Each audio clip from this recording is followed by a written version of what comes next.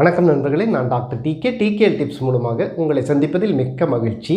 கோடை காலம். இந்த கோடை காலத்தில் பலவிதமான பிரச்சனைகள் இருந்தாலும் ஒரு முக்கியமான பிரச்சனை என்னன்னு பார்த்தீங்கன்னா வேர்வை நாற்றம். அதாவது வேர்வையில் வரக்கூடிய அந்த வாசனை தான். ஸோ எத்தனை தடவை குளித்தாலும் சரிங்க, காலை மதியம் சாயங்காலம்னு 3 வேளை குளித்தாலும் வெளியில் போனோன்னே இந்த கோடை வெயிலின் தாக்கத்தால் எல்லோருக்கும் இந்த வேர்வை அப்படிங்கிறது உடல் முழுக்க நனைத்து விடுகிறது. ஸோ நனைஞ்சாலும் பரவாயில்ல, ஆனால் அந்த வேர்வையால் வரக்கூடிய அந்த ஸ்மெல் இருக்குது இல்லைங்களா, இது நம்மளையும் பாதிக்கும். நம்மளுக்கே ஒரு அச்சமாக இருக்கும். அதே போல் வெளியில் போய் நம்ம பழகக்கூடிய ஆட்களுக்கும் சரி ஒரு மிகப்பெரிய தர்ம சங்கடத்தை ஏற்படுத்தும். இந்த வீடியோவில் இந்த வேர்வை நாற்றத்தால் வரக்கூடிய அந்த பாதிப்பு, அந்த ஸ்மெல்லை ஸ்டாப் பண்ணுறதுக்கு என்னென்ன வழிகள் இருக்குது, சின்ன சின்ன டிப்ஸை நம்ம இந்த வீடியோவில் பார்ப்போம். அதுக்கு வீடியோவை ஸ்கிப் பண்ணாமல் முழுமையாக பாருங்கள். மேலும் நியூ வியூவர்ஸ் என்னுடைய சேனலை சப்ஸ்கிரைப் பண்ணி பக்கத்தில் இருக்கிற பெல் ஐக்கானை ப்ரெஸ் பண்ணிட்டீங்கன்னா என்னுடைய எல்லா ஹெல்த் ரிலேட்டட் வீடியோஸை நீங்கள் மிஸ் பண்ணாமல் பார்க்கலாம்.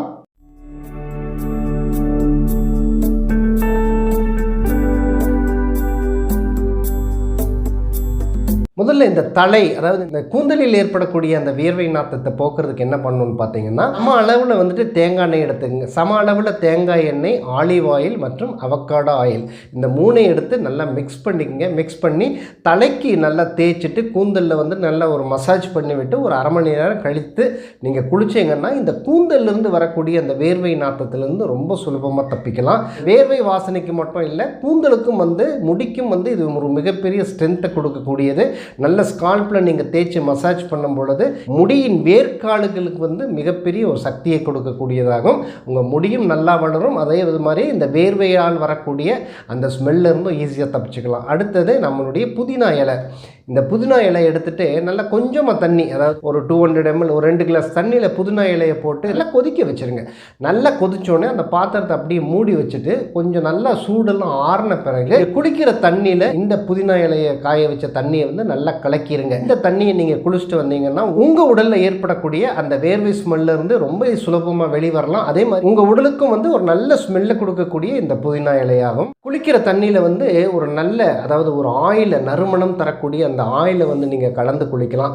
வெட்டிவேர் ஆயில் ஆகட்டும், அல்லது சுத்தமான பன்னீர் ஆகட்டும், லாவெண்டர் ஆயில் ஆகட்டும், ஜாஸ்மின் ஆயில் ஆகட்டும், அல்லது பெப்பர்மெண்ட் ஆயில் ஆகட்டும், ஏதாவது ஒரு ஆயில் ஒரு 5லிருந்து 10 சொட்டு நீங்கள் குளிக்கும் பொழுது இந்த தண்ணியில் கலந்து இதை குளிச்சுட்டு வந்தீங்கன்னா இந்த வேர்வை ஸ்மெல்லு உங்கள் பக்கமே எட்டி பார்க்காது. அதே மாதிரி இயற்கையான ஒரு நறுமணத்தையே உங்கள் உடலில் உணர்வீர்கள். மாதிரி நீங்கள் ஆயில் கலந்து அந்த தண்ணியை குளிச்சுட்டு வரும்பொழுது ஒரு நல்ல தூக்கத்துக்கு ஒரு உத்தரவாதம் கொடுக்கும். அதே மாதிரி நீங்கள் குளித்து முடித்து வெளியில் வந்தோடனே நல்லா தொடைங்க. ஏன்னா ஈரப்பதமும் ஒரு விதமான துர்நாற்றத்தை ஏற்படுத்தக்கூடியதாகும். சுத்தமான சந்தனம், அந்த சந்தனத்தை எடுத்துட்டு அதில் முல்தானி மெட்டின், சுத்தமான ஒரு ரோஸ் வாட்டரும் இதில் கலக்கி, இந்த கலவையை உங்களுக்கு எங்கெல்லாம் அதிகமான வேர்வை சுரக்குதோ, அதாவது எல்லா உடல் முழுவதும் சிலருக்கு சுரக்காது, இந்த மாதிரி ஒரு அக்கல் பகுதியில் அல்லது தொடைப்பகுதிகள், கால் பகுதிகள், இந்த மாதிரி ஒரு பகுதிகளை மட்டும் கலவையை நல்லா கலந்து அது காஞ்சோனே கழுவிட்டு வந்தீங்கன்னா இந்த வேர்வை நாற்றத்திலிருந்தும் தப்பிக்கலாம். அதே போல தானுங்க இந்த அக்கல் பகுதியில் அதிகமான முடி இருந்துச்சுனாலும் இதை அடிக்கடி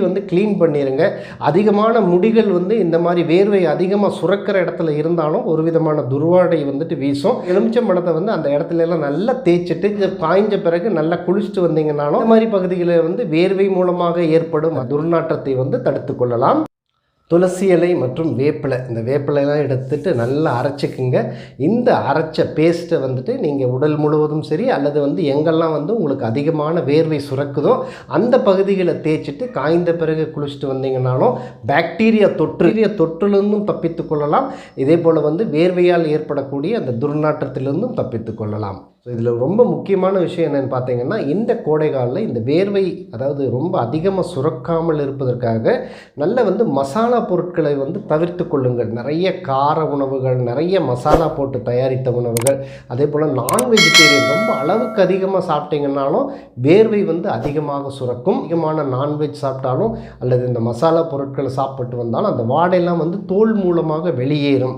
அதை நல்லா உணர்வீர்கள். உடலில் ஒரு துர்நாற்றத்தை ஏற்படலாம். அதனால் முடிந்த அளவுக்கு வந்து மசாலா உணவுகளை தவிர்த்து இந்த கோடை காலங்களில் கிடைக்கக்கூடிய நல்ல நீர்ச்சத்து அதிகமுள்ள உணவுகள், அந்த பழங்களாகட்டும், தர்பூசணி, வெள்ளரிக்காய், நுங்கு இது போன்ற பழங்களையாகட்டும் அல்லது தண்ணீர் காய்கறிகளை வந்து உணவில் சேர்த்துக்கிட்டிங்கனாலும் சரி, ஜீரணம் எளிதாக ஆகக்கூடிய உணவுகளை சேர்த்துட்டு வந்தீங்கன்னா அதிகமாக வேர்வை வருவதையும் தடுத்து கொள்ளலாம். அதே போல் அந்த வேர்வையால் ஏற்படக்கூடிய அந்த துர்நாற்றத்தையும் தடுத்து கொள்ளலாம். இந்த இன்ஃபர்மேஷன் பிடிச்சிருந்துச்சுன்னா லைக் பண்ணுங்கள்.